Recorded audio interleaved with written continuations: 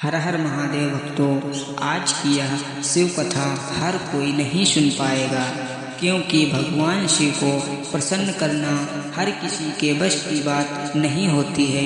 लोग अपने कर्मों में उलझे हैं, धन इकट्ठा करने की दौड़ में लगे हैं, पर यह भूल गए हैं कि जिसके नाम से सृष्टि चलती है उसी महादेव के लिए उनके पास समय नहीं है। सदियों पहले भगवान शिव को प्रसन्न करने के लिए कठोर तपस्या करनी पड़ती थी, लेकिन कलयुग में महादेव इतने करुणामय हैं कि केवल कथा सुनने और नाम जप से ही भक्त पर अपनी कृपा बरसा देते हैं। फिर भी भक्त बहुत कम लोग हैं जो इस छोटी सी कथा को पूरे मन और श्रद्धा से सुन पाते हैं।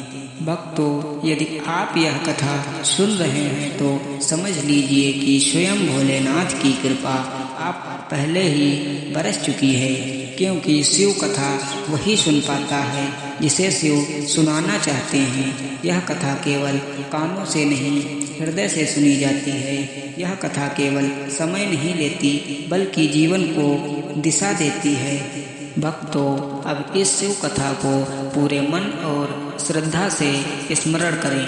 हर हर महादेव। भक्त बंधुओं, बहुत प्राचीन समय की बात है।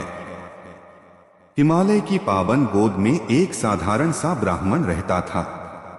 न उसके पास धन था, न ऐश्वर्य। जीवन कठिन था, पेट भरना भी कई बार कठिन हो जाता। लेकिन उसके जीवन में एक अनमोल धन था, भगवान शिव के प्रति अटूट श्रद्धा। वह प्रतिदिन प्रातःकाल उठकर स्नान करता, एक छोटा सा पत्थर उठाकर उसे शिवलिंग मानता, गंगाजल न सही तो शुद्ध जल अर्पित करता और कहता, हे भोलेनाथ, मेरे पास देने को कुछ नहीं, बस मेरा मन स्वीकार कर लो। भक्तों, शिव वही हैं जो भाव के भूखे हैं। उन्हें सोने का सिंहासन नहीं चाहिए, उन्हें चाहिए तो केवल सच्चा हृदय। एक दिन उस ब्राह्मण के जीवन में ऐसा संकट आया कि उसके पास भोजन का एक दाना भी नहीं बचा। भूख से व्याकुल होकर वह वन में चला गया। वहीं उसे एक टूटा फूटा पुराना शिव मंदिर दिखा। मंदिर में न दीपक था, न फूल, न कोई पुजारी। ब्राह्मण ने वहीं बैठकर रोते रोते महादेव से कहा, हे भोलेनाथ, आज अगर तूने मेरी नहीं सुनी तो किसे सुनाएगा? मैंने जीवन भर तुझसे कुछ नहीं मांगा, आज बस मेरी लाज रख ले। भक्त बंधुओं, उस दिन ब्राह्मण को पता भी नहीं था कि उसकी यह पुकार सीधे कैलाश तक पहुंच गई है। उधर कैलाश में माता पार्वती ने देखा कि महादेव ध्यान में हैं, पर उनके मुख पर करुणा छलक रही है।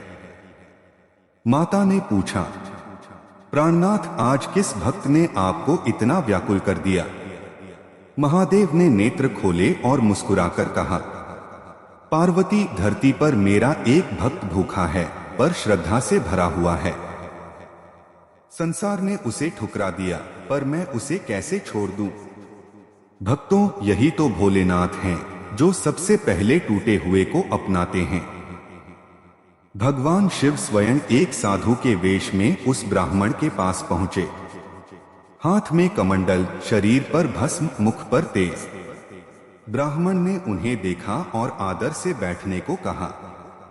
शिव ने कहा, वत्स, मैं 3 दिनों से भूखा हूं, यदि कुछ भोजन मिल जाए तो प्राण बच जाए।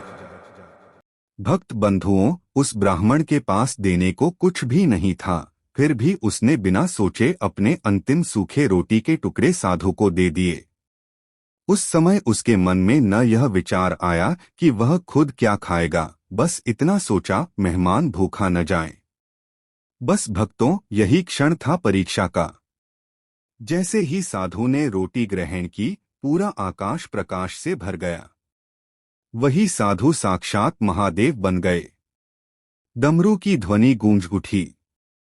ब्राह्मण भय और आनंद से कांप उठा। महादेव ने कहा, वत्स, तूने अपना सब कुछ मुझे दे दिया। आज से तेरा जीवन दुखों से मुक्त होगा। क्षण भर में उस ब्राह्मण की झोपड़ी सोने जैसी चमकने लगी। अन्न के भंडार भर गए। लेकिन भक्तों, सबसे बड़ी बात यह थी कि उसके मन से भय, लोभ और दुख सदा के लिए समाप्त हो गया। भक्त बंधुओं, इस कथा का अर्थ केवल इतना नहीं कि शिव धन देते हैं।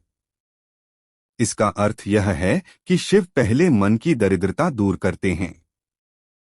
कलयुग में हमें लगता है कि हमारे पास समय नहीं है, पर सच यह है कि हमारे पास श्रद्धा नहीं है।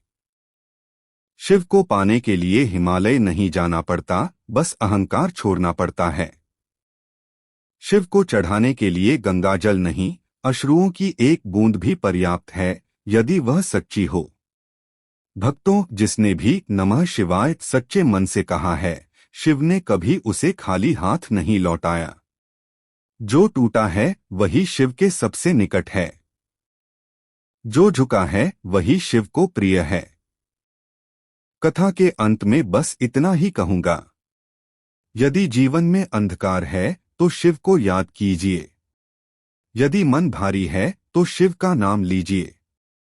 और यदि कुछ भी शेष न बचे तब भी कहिए, हे भोलेनाथ, सब कुछ तुझे ही अर्पण है। भोले बाबा आप सब पर अपनी कृपा बनाए रखें। नमः शिवाय।